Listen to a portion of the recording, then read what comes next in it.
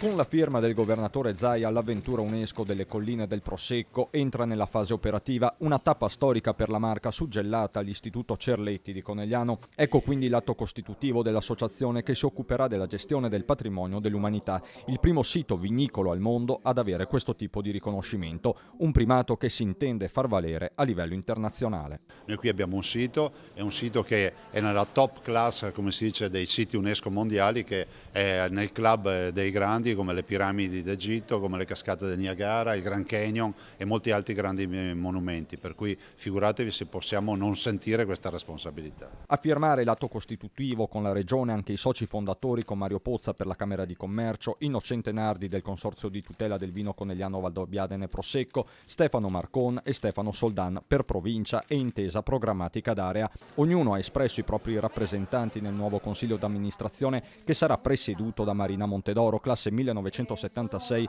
e un curriculum manageriale in campo agricolo. A volerla lo stesso Zaia, per il quale serve subito entrare nel vivo del piano di gestione con un punto fermo. Noi abbiamo voluto con UNESCO dire che non vogliamo la realizzazione di nessun albergo, questo è l'impegno, tant'è vero che stiamo modificando e abbiamo modificato norme regionali.